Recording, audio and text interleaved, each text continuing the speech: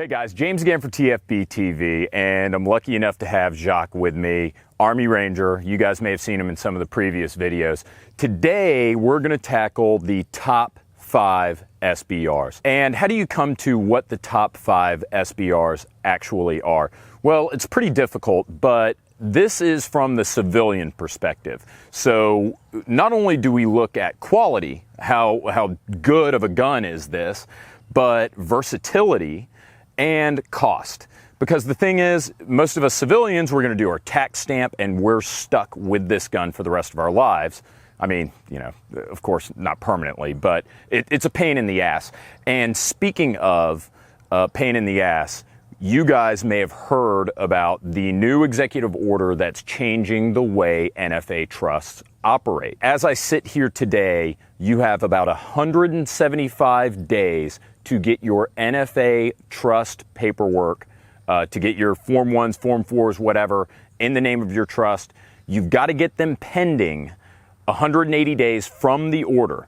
Get them pending. But this is the last time that you're going to be able to do this without your fingerprints, without your photo, getting a passport photo. Thank God they're eliminating the chief law enforcement officer sign-off regardless. So even if you wait past the 180 days, the only real difference is you're going to have to get that fingerprint card, you're going to have to get your photograph taken.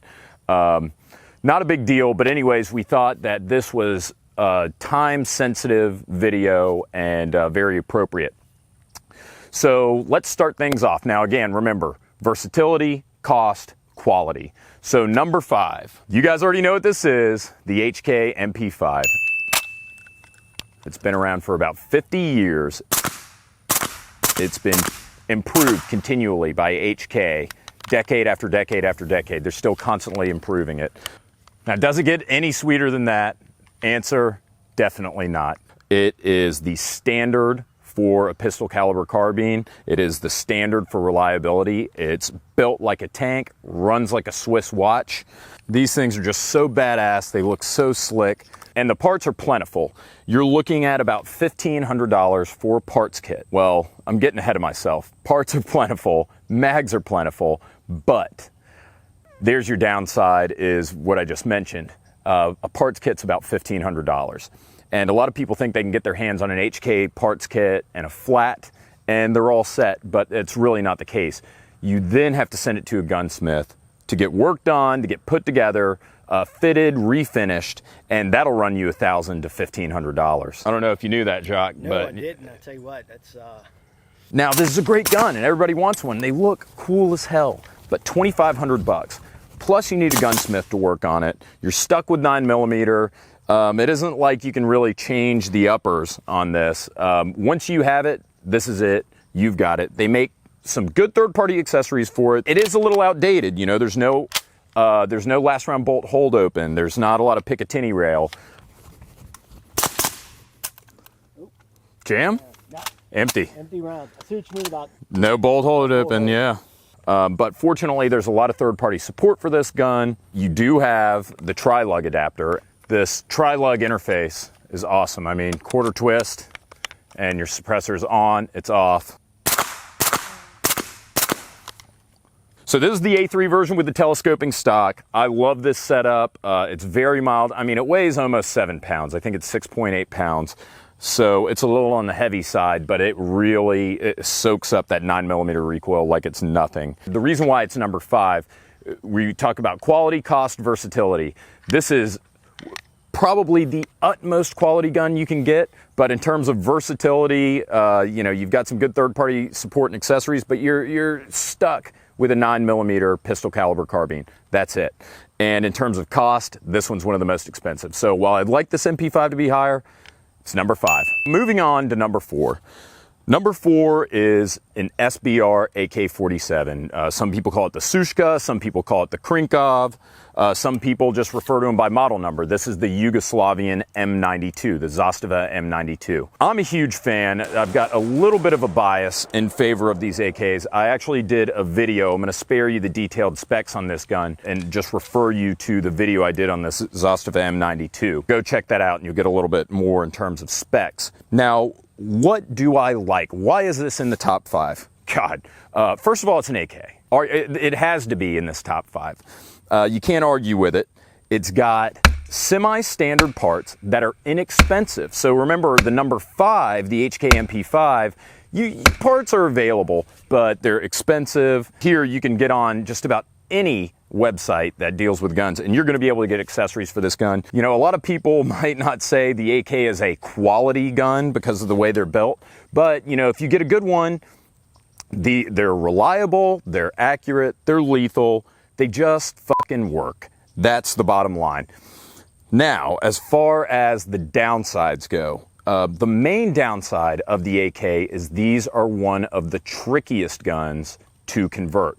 This started its life as an M92 pistol, and I bought it without doing much research into what needed to be done to convert it. This was, gosh, almost 10 years ago. So I paid a pretty penny for this M92 pistol from Vector. Then I sent it off to Henderson Defense to have it converted. They've got to remove the trunnion, fit the stock, you got to buy the stock, and they got to refinish the whole gun. So it ends up being pretty expensive if you don't know what you're doing. There are other good options like K-VAR, Arsenal. You can just buy straight from them and get the tax stamp, pay for the tax stamp, or you can buy a 16-inch model and get it chopped down. They're ready to convert. Those are nice, but and they're top quality. I mean, they're the best AKs you can get, but they're also $2,000. This isn't like the AR where you can just pop the upper off and put something on there, or it isn't like some of the new pistol caliber carbines where you buy it as a pistol and you just slap a stock on the back. You just can't do it. So that's the main reason why this is number 4 and not higher on the list, because of how difficult the conversion process can be. And another issue, not nearly as versatile as something like the AR. You're more or less, you buy this, you're stuck with this barrel length, you're stuck with this caliber, unless you want to get it gunsmithed. So the AK, I love it. I wish I could make it higher, but I can't. So it is number 4 on the top 5. For number 3 on the top 5, I've got the Remington 870 short barrel shotgun. And why is it number 3 in the top 5? Well, you know, we said cost, we said quality, we said versatility. This is one of the most inexpensive guns that you can get and convert.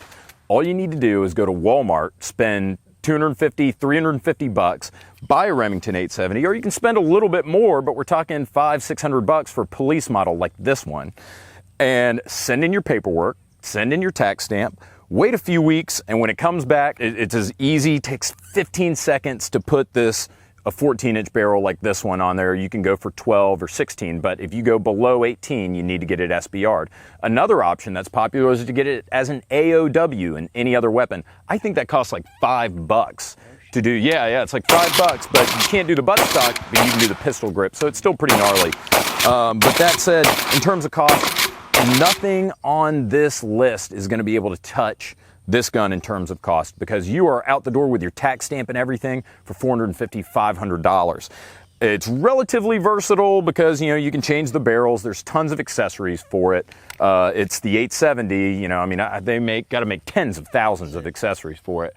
But also on the downside in terms of versatility, while 12 gauge gives you a lot of options through the caliber range, you're still stuck with a 12 gauge. And what else can you do with a 12 gauge besides, you know, blow shit up? Now that said, that's not necessarily a bad thing. Yeah. Oh man, there's more in here. Oh shit, I tell you what.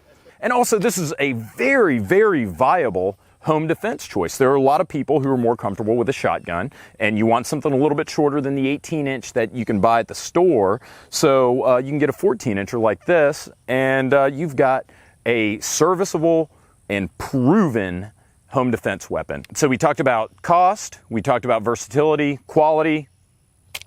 What more do you want? It's a Remington 870. It's bulletproof, man. And it might not be the sexiest or the most exciting thing, but I think it still looks pretty damn cool.